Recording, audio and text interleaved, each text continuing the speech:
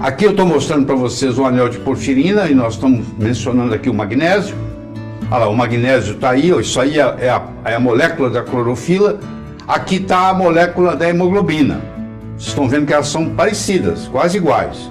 Se você for ver a diferença principal que existe entre elas é que na da clorofila tem o magnésio e na da hemoglobina tem o ferro. Essa é a diferença. Mas o magnésio é fundamental para a nossa existência, porque é graças ao cloroplasto, a clorofila, o cloroplasto, que o mundo pôde pegar gás carbônico e transformar em oxigênio e permitir nós respirarmos este oxigênio. Então a planta pega o CO2 e transforma em oxigênio. Eu respiro o oxigênio e transformo em CO2. A planta pega o CO2 e faz esse ciclo. E se não houver magnésio, não tem clorofila. Então tudo que tem clorofila, você tem um certo percentual do magnésio. A clorofila na organela cloroplasto, que é o nome da organela na planta, produz oxigênio e os alimentos para todas as formas de vida na Terra, que são os carboidratos. Por que estamos deficientes de magnésio? Primeiro, por baixa ingestão, e segundo, por alto consumo.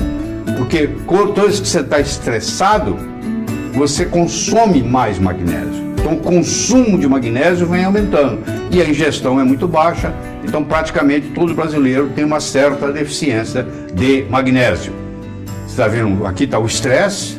Esse estresse vai aumentar toxinas endógenas no corpo, que por sua vez tem que fazer o detox dela, o próprio corpo vai fazer, e o corpo, para fazer o detox dessas toxinas geradas pelo estresse, porque por exemplo as catecolaminas aumentam, o cortisol aumenta, isso tem que ser metabolizado. Isso em doses excessivas vira toxina. Então tem que fazer o detox. Para fazer o detox precisa de aumentar a glutationa. E para produzir glutationa eu preciso de magnésio. Então o estresse acaba diminuindo a disponibilidade no meu corpo de magnésio. Fica bem claro aí para você o mecanismo, certo?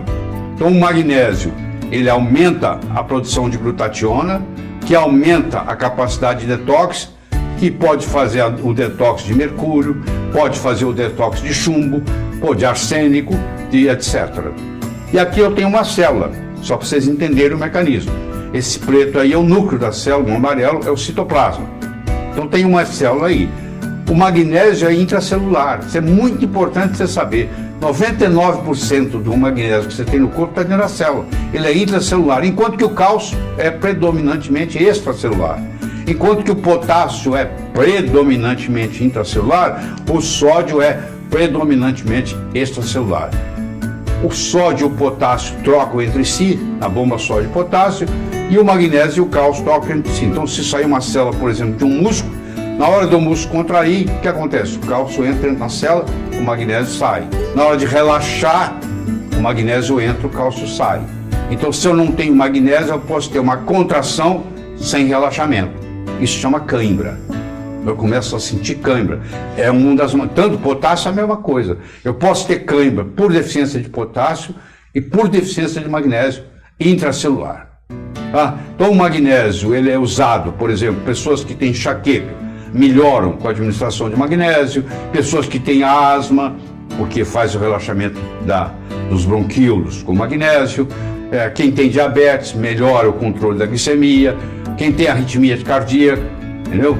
Ele é um excelente antiarrítmico, talvez o melhor dos antiarrítmicos seja o magnésio.